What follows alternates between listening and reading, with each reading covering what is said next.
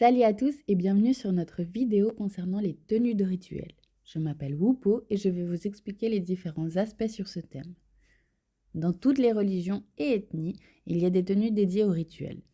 Par exemple, les Occidentaux s'habillent en noir pour un enterrement dans le but de symboliser la couleur de la terre, là où le défunt va reposer. A l'inverse, les Indiens, eux, s'habillent en blanc dans le but de symboliser la légèreté de l'âme qui monte au-dessus des nuages. Le moine bouddhiste, lui, va porter sa tenue orange qui lui a été remise par son maître, symbolisant le lien entre ce dernier et son disciple depuis le Bouddha. Dans les pratiques magiques, l'idée du dress code n'est pas quelque chose de particulièrement ancré. Il s'agit plus d'un choix personnel que d'une tradition. Certains vont choisir d'avoir une tenue de rituel car ça fait partie de leur préparation et ça les aide à passer de leur quotidien à cet état mystique. Certains vont plutôt choisir d'en porter pour certains rituels dans le but d'apporter encore plus de puissance à un sort spécifique. Et d'autres estimeront ne pas en avoir besoin. Il y a également les coven qui entrent en jeu sur ce sujet. Pour ceux qui ne connaissent pas ce terme, c'est un regroupement de sorciers exerçant ensemble ou partageant leurs pratiques.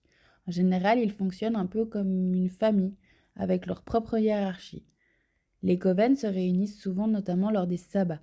Certains décident d'avoir une tenue de groupe, une cape par exemple, d'autres n'en imposent aucune et certains demandent de s'habiller en fonction de la fête.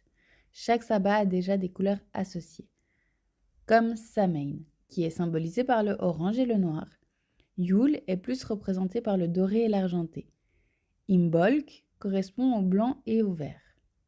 Ostara est symbolisé par le marron, le vert, le jaune, le mauve et le rose. Beltane est représenté par le vert tendre, le mauve, le jaune et le rose. Lita correspond au orange, rouge et vert. Lugnasad est symbolisé par le jaune, l'orange et le vert foncé.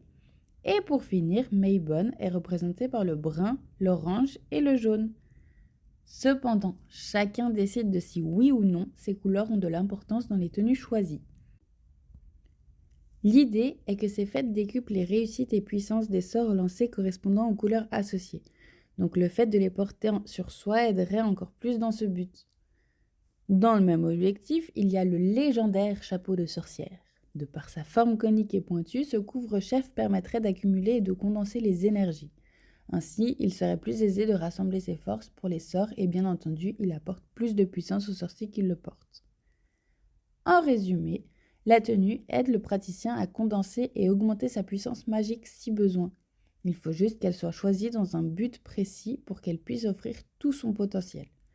J'espère que cette vidéo vous aura aidé à mieux comprendre l'utilité des habits en sorcellerie et à peaufiner votre identité magique. Si vous avez aimé, n'hésitez pas à vous abonner, liker la vidéo et aller voir notre page Instagram.